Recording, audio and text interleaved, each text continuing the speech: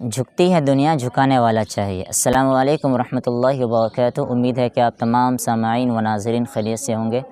کافی عرصے بعد میں آپ لوگوں کے سامنے حاضر ہوا ہوں ایک بہت ہی اہم خبر کو لے کر کے۔ جی ہاں، جیسا کہ آپ سب جانتے ہیں کہ ہمارے وطن عزیز میں پڑوسی ملک طالبان کے رہنما آئے ہوئے ہیں۔ ہاں، یہ وہی طالبان ہے جس کو چند عرصہ پہلے ہندوستان کی لگ بھگ تمام میڈیا چینل جو مین اسٹریم میڈیا ہے آتنکوادی کہتی تھی، دہشت گرد کہتی تھی۔ صرف میڈیا والے ہی نہیں بلکہ بہت بڑے بڑے انٹلیکچوئلس، خان سر جیسے لوگ بھی انہیں آتنکوادی کہتے تھے۔ آج وہی طالبان، وہی افغان، وہی مجاہدین ہندوستان میں مہمانان خصوصی بن کے آئے ہیں اور ہندوستانی سرکار نے انہیں بلایا ہے۔ جی ہاں، آپ نے یہ خبر صحیح سنا ہے کہ یونائٹڈ نیشن کے اندر ہندوستان نے یہ اپیل کی تھی کہ طالبان کو ہمارے ملک میں آنے کی اجازت دی جائے۔ اب انٹرسٹنگ بات یہ ہے کہ کل تک آپ جس کو دہشت گرد کہہ رہے تھے، آپ نے اسے اپنے ملک میں بلایا کیسے؟ اور دوسری بات یہ ہے کہ کل آپ غلط تھے یا آج آپ غلط ہیں؟ ہمارا تو اسٹینڈ کل بھی کلیئر تھا اور آج بھی کلیئر ہے کہ طالبان نہ تو کل دہشت گرد تھے اور نہ ہی آج دہشت گرد ہیں۔ وہ اپنے ملک کی سالمیت کے لیے، وہ اپنے ملک کی ترقی کے لیے، باہری حکومتوں کے انخلا کے لیے وہ لڑ رہے تھے کہ ہمارے اوپر کسی بھی باہری حکومت کا جبر نہ ہو۔ جس طرح ہمارے ہندوستان کے لوگ انگریزوں سے لڑ رہے تھے، ٹھیک اسی طرح سے افغانستان کے مجاہدین باہری طاقتوں سے، امریکہ اور رشیا سے لڑ رہے تھے۔ خیر، اب اس ملاقات میں اور جو ہمارے یہاں پہ مہمان آئے ہوئے ہیں اس میں ہوگا کیا، میں اس کے بارے میں چند باتیں کہنا چاہوں گا۔ افغانستان سے جو مہمان آئے ہیں ان کا نام امیر متقی خان ہے۔ وہ وہاں کے وزیر خارجہ ہیں، یعنی کہ ودیش منتری ہے۔ انہوں نے ہندوستان میں آ کر کے ہمارے وزیر خارجہ ایس جے شنکر سے ملاقات کی اور چند چیزوں پہ ان کی میٹنگ ہوئی، بات چیت ہوئی، اور خبریں یہ بھی نکل کے سامنے آئی ہے کہ ہمارے ملک نے افغانستان کو 20 ایمبولینس بھی تحفے میں دیا ہے۔ یہ بہت ہی اچھی پہل ہے۔ دونوں ملک کے اندر باہمی اختلافات دور ہو کر کے، بلکہ ہمارے دونوں ملک کے اندر کوئی اختلافات پہلے بھی نہیں تھے۔ افغانستان اور ہندوستان پہلے سے بہت اچھے دوست تھے۔ یہ تو چند نفرت پسند اور فرقہ پرست عناصر کی وجہ سے ہندوستان میں اس طرح کا ماحول پیدا ہوا تھا، ورنہ ایسا پہلے بھی نہیں تھا۔ ہندوستان شروع سے ہی افغانستان کے ساتھ تھا اور افغانستان بھی شروع سے ہندوستان کے ساتھ تھا۔ آپ کو آگے بتاتے چلیں کہ ایک پریس کانفرنس بھی ہوئی ہے، اور اس پریس کانفرنس کے اندر مزے کی بات یہ ہے کہ کسی بھی عورت کو، کسی بھی غیر محرم کو آنے کی اجازت نہیں ہوئی ہے۔ اس میں بہت زیادہ میم بھی بن رہا ہے۔ لوگ یہ بھی کہہ رہے ہیں کہ روبیکا دیدی اور انجنا اوم کشیپ، یہ باقی ساری اینکرائیں سج سور کے مائک لے کے تیار تھی، لیکن عین موقع پہ افغانستان کے مہمانوں نے، افغانستان کے رہنماؤں نے دو ٹوک بات کہہ دی کہ کسی بھی غیر محرم کے آنے کی کوئی اجازت نہیں ہے، اور ہندوستان کی سرکار کو اس بات کو ماننی پڑی۔ اور جو پریس کانفرنس ہوا وہاں پہ صرف اور صرف مرد حضرات تھے۔ اب ہمیں ایک بات یہ کہنی ہے کہ کل تک جو لوگ ہندوستان کے اندر طالبان کے حق میں بول رہے تھے، ہندوستان کی سرکار نے ان کے خلاف بھی ایکشن لیا، ان پہ UAPA کی دھارائیں بھی لگی اور بہت ساری چیزیں ہوئی۔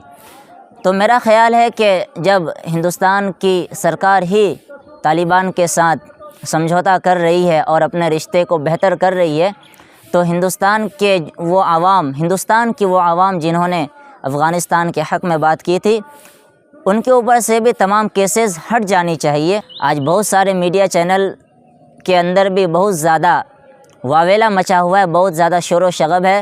ہم اپنی ہندوستانی زبان میں کہہ سکتے ہیں کہ وہ اندر سے بالکل بوکھلا گئے ہیں، انہیں سمجھ میں نہیں آ رہا ہے کہ کیا کریں۔ کل تک ہم ایک اتنا خطرناک نیریٹو سیٹ کیے تھے افغانستانی حکومت کے خلاف، وہاں کے طالبان، وہاں کے مجاہدین کے خلاف، انہیں آتنکوادی کہا، انہیں افیم کا تسکر بتایا، انہیں نہ جانے کیا کیا کہا۔ پاکستان کے 20,000 لڑاکے طالبان کی مدد کے لیے بھیجے گئے ہیں اور اس میں ISI کا بھی ہاتھ ہے۔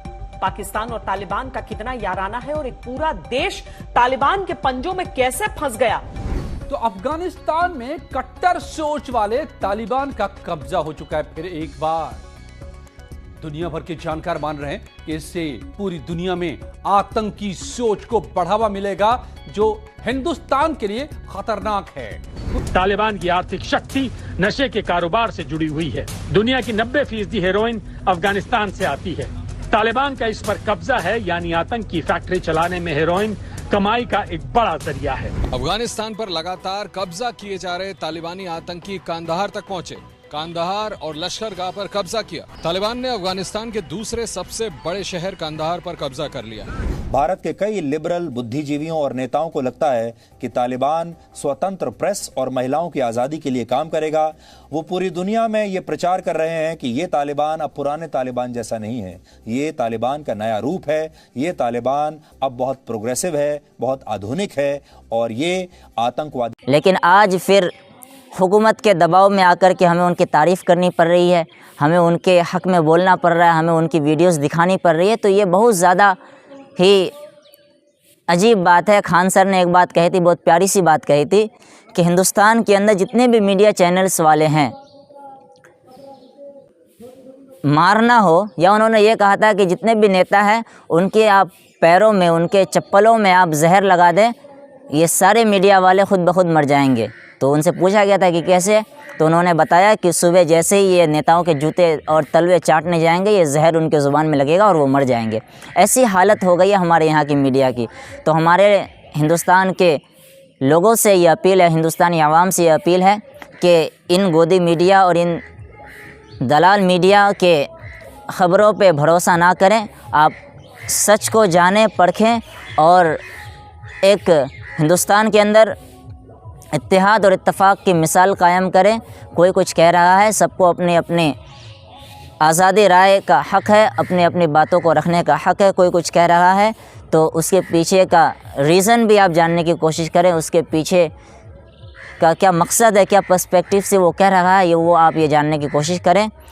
اب ایک اہم خبر یہ بھی ہے کہ جو افغانستان کے جو رہنما آئے ہوئے ہیں وہ دارالعلوم دیوبند کا بھی دورہ کریں گے، اور اس میں بھی بہت زیادہ واویلا ہو رہا ہے۔